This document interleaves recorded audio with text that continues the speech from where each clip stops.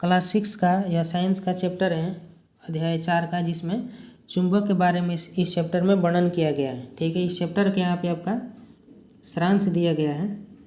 जैसे देख सकते हैं इसमें कि चुंबक के दो ध्रुव होते हैं, एक होते हैं उत्तरी ध्रुव और दूसरा होता है दक्षिणी ध्रुव। ठीक है, जैसे आप इसको हम समझते हैं कि उत्तरी ध्रुव और दक्षिणी ध्रुव क्या होते हैं। जैसे यहाँ पे हम फिगर द्वारा यहाँ पे हम समझते हैं। देखिए, इसमें एन जो होता है उसको हम कहते हैं उत्तरी ध्रुव और एस जो होता है इसमें उसको हम कहते हैं दक्षिणी ध्रुव। ठीक है, चुंबकीय ध्रुव हमेशा उत्तरी ध्रुव और दक्षिणी ध्रुव के जोड़ों में ही रहते हैं। एकल उत्तरी ध्रुव या एकल दक्षिणी ध्रुव का अस्तित्व नहीं होता है। चुंबकीय पदार्थ वे पदार्थ होते हैं जो चुंबक की ओर आकर्षित करते हैं, उसको क्या कहते हैं? चुंबकीय पदार्थ कहते हैं। अचुंबकीय पदार्थ वे पदार्थ होते हैं जो चुंबक की ओर आकर्षित नहीं होते हैं। ठीक है, उसको अचुंबकीय पदार्थ कहा जाता है। स्वतंत्र रूप से लटका हुआ चुंबक उत्तर दक्षिण दिशा में ठहरता है। ठीक है, फिर इसमें आगे दिया गया है कि चुंबकीय द्विक सूचक की सुई उत्तर दक्षिण दिशा में ठहरती है। ठीक है, चलिए फिर इसमें आगे दिया गया है आपका कि जब दो चुंबकों को एक दूसरे के समीप लाया जाता है तो समान ध्रुव यानी उत्तर उत्तर और दक्षिण दक्षिण एक दूसरे को प्रतिकर्षित करते हैं, जबकि विपरीत ध्रुव उत्तर दक्षिण एक दूसरे को आकर्षित करते हैं। जैसे यहाँ पे हम फिगर द्वारा समझते हैं। यहाँ पर हम दो चुंबक ध्रुव बना लेते हैं। ठीक है, और इसके दो ध्रुव यहाँ पे हम दर्शा देते हैं। एक एन होता है, ठीक है, और दूसरा एस होता है। एन यानी उत्तरी ध्रुव यानी नॉर्थ और एस साउथ यानी दक्षिणी ध्रुव। ठीक है, अब देखिए यहाँ पे एन है और यहाँ पे एस है, तो यदि इसके एक समान होगा, यहाँ पर भी एन होगा और यहाँ पर भी यदि हम एन लिखते हैं और यहाँ पर भी हम यदि एस लिखते हैं तो दोनों एक समान हुआ। तो यदि यहाँ पे उत्तरी ध्रुव और यहाँ पे दक्षिणी ध्रुव दोनों एक समान होगा, यहाँ पे जैसे दिया गया है उत्तर उत्तर और दक्षिण दक्षिण, तो एक दूसरे को क्या करेंगे? प्रतिकर्षित करेंगे। ये एक दूसरे को क्या करेंगे? प्रतिकर्षित करेंगे। ठीक है, यानी एक दूसरे के संपर्क में नहीं आएंगे। जबकि विपरीत ध्रुव उत्तर दक्षिण एक दूसरे को आकर्षित करते हैं। यदि ये विपरीत ध्रुव होगा, जैसे यहाँ पे आप समझ सकते हैं कि ये एन है और ये एस है। ठीक है, तो यहाँ पे होगा आपका एस और यहाँ पे आपका होगा एन। एक दूसरे को ये विपरीत हो गया, यानी एन का विपरीत एस हो गया और एस का विपरीत एन हो गया। ठीक है, यानी दोनों चुंबक में ध्रुवों को चेंज कर दिया गया। तो ये क्या एक दूसरे को क्या करेगा? आकर्षित करेगा। ठीक है, इस चैप्टर में इसी से रिलेटेड यहाँ पे वर्णन किया गया है। ठीक है, प्रत्येक चुंबक में आपका दो ध्रुव विद्यमान होते हैं। ठीक है, अब चलिए अब क्वेश्चन के तौर पे यहाँ पे चलते हैं। जैसे यहाँ पे आपका क्वेश्चन दिया गया है कि दो चुंबकों को विपरीत ध्रुव एक दूसरे को डॉट डॉट करते हैं। तो हमने यहाँ पे पढ़ा है कि दो चुंबकों के विपरीत ध्रुव यहाँ पे दिया गया है कि विपरीत ध्रुव जैसे उत्तर दक्षिण एक दूसरे को आकर्षित करते हैं। ठीक है, यदि विपरीत ध्रुव होगा तो एक दूसरे को क्या करेगा?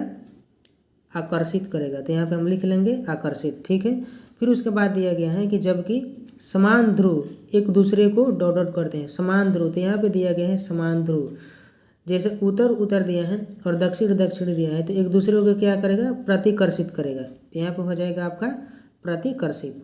ठीक है, चलिए फिर उसके बाद दिया गया है कि वे पदार्थ जो चुंबक की ओर आकर्षित करते हैं उन्हें क्या कहते हैं? तो उन्हें चुंबकीय पदार्थ कहते हैं। इसमें हम भर लेंगे चुंबकीय पदार्थ। ठीक है, फिर उसके बाद ग नंबर में आपका दिया गया है कि चुंबकीय दिक् सूचक की सुई डॉट डॉट दिशा में ठहरती हैं। देखिए यहाँ पे जैसे दिया गया है कि चुंबकीय द्विक सूचक की सुई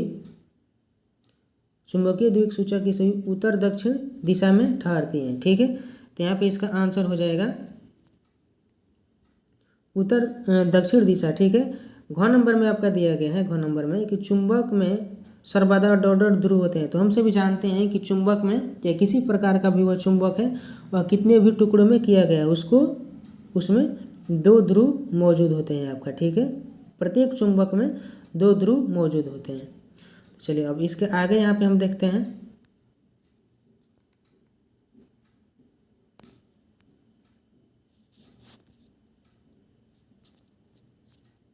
आगे आपका 2 नंबर में क्वेश्चन दिया गया है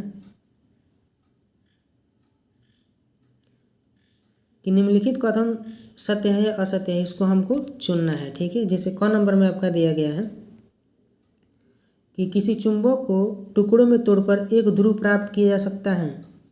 जैसे मान लीजिए कि ये आपका एक चुंबक है, ठीक है, इसको हम यदि टुकड़े टुकड़े करेंगे, जैसे यदि इसको यदि हम 2 भागों में कर दिए, यानी और भी टुकड़े हम कर दिए, तो क्या इसकी एक ध्रुव प्राप्त किया जा सकता है? तो नहीं, जितने भी टुकड़े उसके किए जाएंगे उसमें प्रत्येक टुकड़े में आपका 2 ध्रुव मौजूद होते हैं। ठीक है, ये एक एन होता है और दूसरा एस होता है। ठीक है, तो ये क्या है? असत्य है। ख नंबर में आपका दिया गया है कि चुंबक के समान ध्रुव एक दूसरे को प्रतिकर्षित करते हैं। तो हमने यहाँ पे पढ़ा है, जैसे यहाँ पे देखिए चुंबक के समान ध्रुव एक दूसरे को प्रतिकर्षित करते हैं। ठीक है, तो यहाँ पे आपका हो जाएगा चुंबक के समान ध्रुव एक दूसरे को प्रतिकर्षित करते हैं, तो हाँ यह सत्य है। ठीक है, फिर उसके बाद आगे इसमें देखते हैं कि जब किसी छड़ चुंबक को लोह रेतन के पास लाया जाता है तो अधिकांशतः लोह रेतन उसके बीच में चिपक जाता है। तो देखिए यहाँ पे जैसे हमने चुंबक एक बनाया और इसके 2 ध्रुव हमने लिखा, जैसे ये एन हो गया और ये एस हो गया। ठीक है, जैसे यहाँ पे इसको हम नंबरिंग दे देते हैं, जैसे 1 नंबर हो गया और ये 2 नंबर हो गया और यहाँ पे इसके बीच भाग को हम 3 नंबर कर देते हैं। ठीक है, तो कह रहा है कि जब किसी चुंबक को लोह रेतन के पास लाया जाता है तो अधिकांशतः लोह रेतन उसके बीच में चिपक जाता है। तो बीच वाला जो ये भाग है एन और एस की जो बीच वाला भाग है उसमें ज़्यादा चिपक जाता है, अधिकांश चिपक जाता है। तो नहीं, सबसे ज़्यादा जो चुंबक का जो छोटे छोटे लोह रेतन होता है वो सबसे ज़्यादा एन और एस यानी उत्तरी ध्रुव और दक्षिणी ध्रुव में आकर्षित होते हैं, न कि बीच वाले भाग में आकर्षित होते हैं। ठीक है, तो यह गलत है, असत्य है ग नंबर। ठीक है, चलिए अब घ नंबर में हम देखते हैं। यहाँ पे घ नंबर में दिया गया है, घ नंबर में कि स्वतंत्र रूप से लटका हुआ छड़ चुंबक हमेशा उत्तर दक्षिण दिशा की ओर इंगित करता है। तो हाँ यह सत्य है। स्वतंत्र रूप से लटका हुआ छड़ चुंबक हमेशा उत्तर दक्षिण दिशा की ओर इंगित करता है, तो यह सत्य है। ठीक है, चलिए अब 3 नंबर सवाल हम देखते हैं। यहाँ पे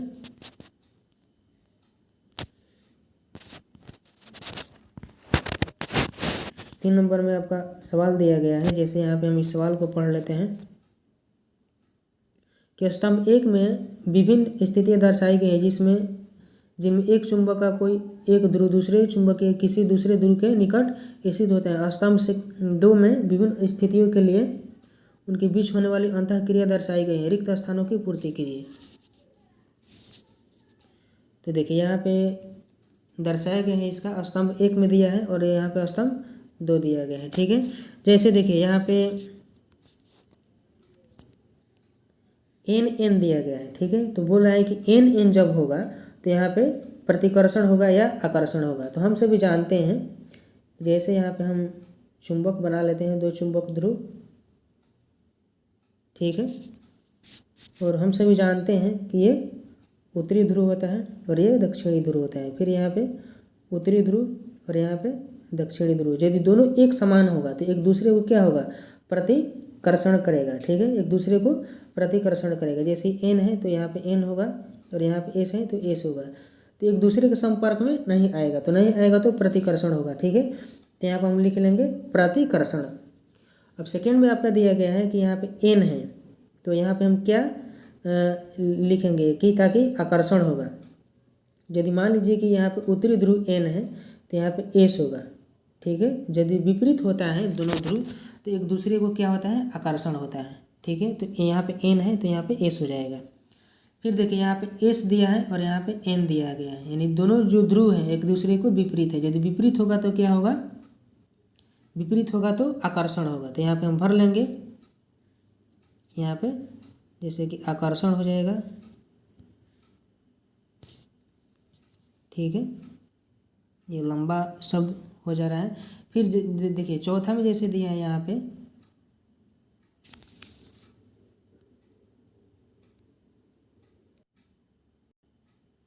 चौथे नंबर में आपका यहाँ पे दिया है एस दिया है, ठीक है, और पूछ रहे हैं कि यहाँ पे कौन से ध्रुव होगा ताकि प्रतिकर्षण होगा। देखिए तो यहाँ पे एस है तो यहाँ पे क्या हो जाएगा, एस हो जाएगा, ठीक है। यदि एस एस होगा तो यहाँ पे क्या होगा, प्रतिकर्षण होगा, ठीक है। अब चलिए यहाँ तक हमारा कंप्लीट हो गया। अब आगे इसमें हम देखते हैं 4 नंबर में देखते हैं। 4 नंबर में आपका सवाल दिया गया है कि अथर्व ने एक प्रयोग किया जिसमें उसने एक छड़ चुंबक लिया और उसे स्टील के पिनों के ढेर पर घुमाया। जैसे यहाँ पे छड़ चुंबक है, ठीक है, और यहाँ पे स्टील के पिनों का ढेर दिया गया है। फिर यहाँ पे दिया गया है कि आपके अनुसार तालिका 4.3 में, यहाँ पे तालिका 4.3 दिया गया है, अवलोकनों के समुच्चय में कौन सा विकल्प संभवतः उसका वास्तविक अवलोकन करता है। तो देखिए इसको हम पहले आसानी से समझ लेते हैं। इसमें आपका 2 ध्रुव यहाँ पे दिया गया है, यहाँ पे जैसे एन हो गया और यहाँ पे सेकेंड एस हो गया, और इसको 3 भागों में बांट दिया गया। यहाँ पे जैसे क हो गया, यहाँ पे ख हो गया और यहाँ पे ग हो गया, ठीक है। तो हम सब जानते हैं कि जो क जो होता है यानी जो उत्तरी ध्रुव होता है, ये उत्तरी ध्रुव जो है, और ये जो दक्षिणी ध्रुव जो है एस जो है, इस पर जो किसी भी लोहे का जो या लोहरेतन का जो भाग होता है वो सब सर्वाधिक आकर्षित होता है, ठीक है। सबसे ज़्यादा इन दोनों ध्रुवों पर आकर्षित होते हैं, और बीच वाले जो भाग होते हैं यानी ख जो भाग है, बीच वाले भाग, इस पर कम आकर्षित होता है, ठीक है। तो जैसे देखिए यहाँ पे यदि इस स्टील के हम लोग ढेर पर यदि इस चुंबक को हम घुमाते हैं तो सबसे ज़्यादा किस पर आकर्षित होगा, क और ख पर। बीच वाले जो भाग ख है इसमें कम आकर्षण होता है, ठीक है। तो देखिए यहाँ पे आपका वर्णन किया गया है।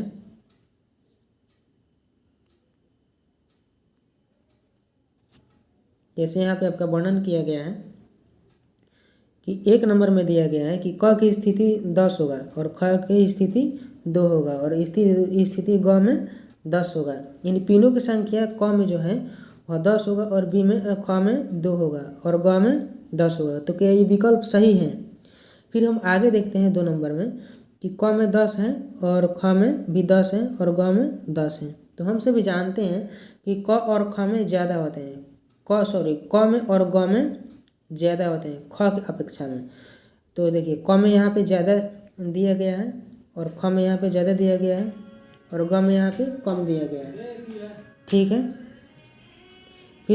फिर उसके बाद 3 नंबर में यहाँ पे दिया गया है कि क में 2 है और ख में आपका 10 है और ग में 10 है। तो क्या ये जो 2 नंबर और 3 नंबर हैं, क्या इस नियम से ये सूटेबल करता है। फिर चौथे नंबर हम देखते हैं कि क में 10 है पिनों की संख्या आकर्षण की दृष्टि से, और ख में आपका 10 दिया गया है और ग में 10, यानी तीनों में एक समान है। तो हमारा जो सटीक इसमें आंसर होगा वह 1 नंबर होगा, ठीक है। क में 10 दिया है, क में यहाँ पे 10 हो जाएगा और ख में 2 है, कम बहुत कम है ख में, और ग में भी 10 है, यानी दोनों में क और ग में समान आकर्षण है और ख में कम आकर्षण है। तो हमारा जो सही विकल्प होगा वह कौन सा हो जाएगा, 1 नंबर हो जाएगा, ठीक है। 10, 2 और 10, ठीक है। तो चलिए इसे आगे यहाँ पे हम बढ़ते हैं आगे क्वेश्चन की तरफ। 5 नंबर में चलिए 5 नंबर क्वेश्चन यहाँ पे हम देखते हैं। 5 नंबर में क्वेश्चन दिया गया है आपका कि रेशमा ने बाजार से 3 एक समान धातु की छड़ें खरीदी।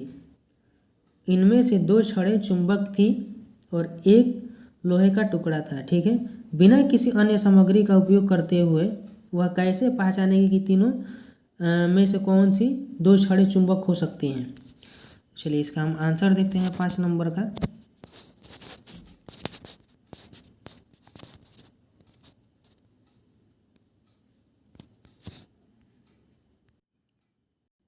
देखिए पहले 4 नंबर के यहाँ पे हम समझ लेते हैं उसके विकल्प वाले आंसर में कि 1 नंबर वहाँ पे उसका विकल्प होगा। उसके बारे में हमने यहाँ पे लिखा है क्योंकि क्षण चुंबक का उत्तरी और दक्षिणी ध्रुव का आकर्षण बीच वाले भाग से ज़्यादा होता है, ठीक है। इस प्रकार इसका हम आंसर भी लिख सकते हैं। अब चलिए अब आगे आपका 5 नंबर में हम देखते हैं।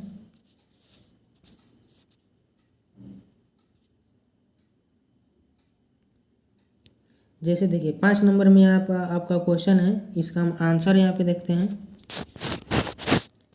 5 नंबर के यहाँ पे आपका आंसर है कि यदि समान धातु के दो छड़ों को एक दूसरे के सामने रखा जाता है, तो यदि वे दोनों छड़ें एक दूसरे के आकर्षित और प्रतिकर्षित करती हैं तो वह दोनों छड़ चुंबक हैं, ठीक है। और यदि उन दोनों में से एक दूसरे को सिर्फ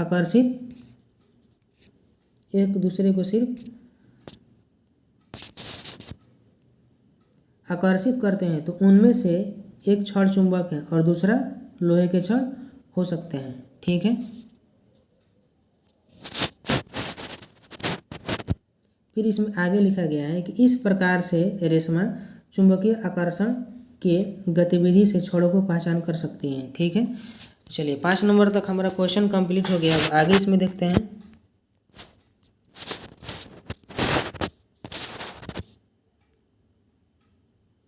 आगे 6 नंबर में आपका क्वेश्चन दिया गया है कि आपको एक चुंबक दिया गया है जिस पर ध्रुव की पहचान अंकित नहीं है, ठीक है। आप एक अन्य चुंबक जिस पर ध्रुव अंकित हैं की सहायता से दिए गए चुंबकों को ध्रुव का कैसे पता लगा सकते हैं। तो इसका आंसर हम देखते हैं। 6 नंबर का आंसर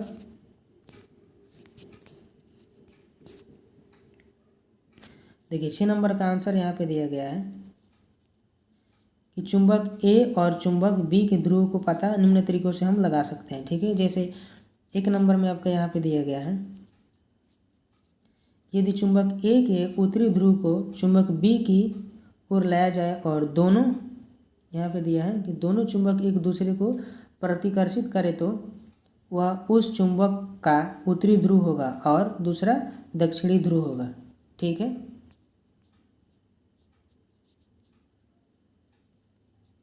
फिर यहाँ पे दूसरे नंबर में लिखा गया है कि यदि चुंबक ए के दक्षिणी ध्रुव को चुंबक बी की ओर लाया जाए और दोनों चुंबक एक दूसरे को आकर्षित करे तो वह उस चुंबक यानी बी का उत्तरी ध्रुव होगा और दूसरा दक्षिणी ध्रुव होगा, ठीक है। चलिए 7 नंबर आपका क्वेश्चन यहाँ पे दिया गया है कि एक छड़ चुंबक पर उसके ध्रुवों को दर्शाने के लिए कोई चिन्ह अंकित नहीं है। आप किसी अन्य चुंबकों का उपयोग किए बिना यह कैसे पता लगाएंगे कि उसका ध्रुव किस छोर पर स्थित है। चलिए इसका हम आंसर यहाँ पे समझते हैं। 7 नंबर का जैसे यहाँ पे हम लिखे हैं कि हम जानते हैं कि स्वतंत्र रूप से लटकाया गया चुंबक हमेशा उत्तर दक्षिण दिशा में ठहरता है। चुंबक का वह सिरा जो उत्तर की ओर संकेत करता है उसे चुंबक का उत्तरी ध्रुव कहा जाता है,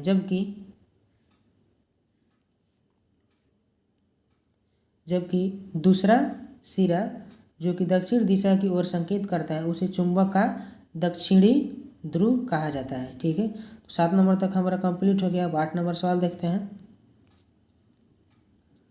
8 नंबर आपका क्वेश्चन यहाँ पे दिया गया है कि यदि पृथ्वी स्वयं एक चुंबक है तो क्या आप चुंबकीय द्विसूचक से दिशा देकर पृथ्वी के चुंबकीय ध्रुवों का अनुमान लगा सकते हैं। तो इसका आंसर यहाँ पे है 8 नंबर का कि चुंबकीय सुई का उत्तरी ध्रुव जिस दिशा में संकेत करता है वह पृथ्वी के चुंबक का दक्षिणी ध्रुव होता है, जबकि चुंबकीय सुई का दक्षिणी ध्रुव जिस दिशा में संकेत करता है वह पृथ्वी के उत्तरी ध्रुव होता है, ठीक है।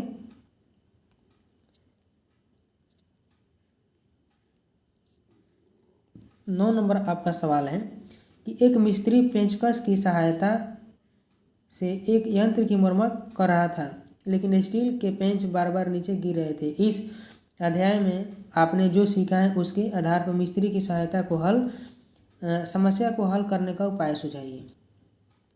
तो 9 नंबर के यहाँ पे हम आंसर देखते हैं कि मिस्त्री को पेंचकस का चुंबकीयकृत करना चाहिए था, जिसके कारण पेंचकस स्टील के पेंचों को अपनी ओर आकर्षित करेगा और पेंच नीचे नहीं गिर पाएंगे। तो 9 नंबर का हमारा इस प्रकार से आंसर था। चलिए आगे क्वेश्चन देखते हैं। इसमें 10 नंबर का आपका यहाँ पे क्वेश्चन है कि दो बलय चुंबक क और ख चित्र 4.16 में दर्शाए अनुसार व्यवस्थित हैं।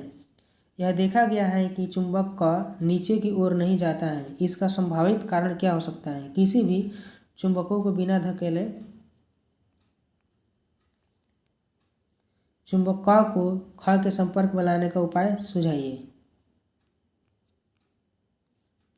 इसका आंसर हमने यहाँ पे लिखा है कि चुंबक क और ख के बीच प्रतिकर्षण होता है। इस कारण दो समान चुंबक ध्रुव एक दूसरे के नज़दीक नहीं जा पाते हैं। यदि चुंबक क को चुंबक ख के विपरीत दिशा में घुमा दिया जाए तो दोनों के असमान ध्रुव एक दूसरे के संपर्क में आ जाता है, एक दूसरे के संपर्क में आ जाएंगे। ठीक है, क्योंकि चुंबक के असमान ध्रुव एक दूसरे को आकर्षित करते हैं। ठीक है, 10 नंबर तक हमारा कंप्लीट हो गया। 11 नंबर आपका क्वेश्चन है यहाँ पे कि 3 छड़ चुंबकों को चित्र 4.17 में दर्शाए अनुसार एक मेज पर व्यवस्थित किया गया है। ठीक है, एक सिरे यानी 5 की ध्रुवता आपको दी गई है। अब आप बताइए कि चुंबकों के सिरों 1, 2, 3, 4 और 5 और 6 पर ध्रुवता n और s में क्या है, n और s में क्या क्या है। तो चलिए इसका हम आंसर यहाँ पे पहले समझते हैं।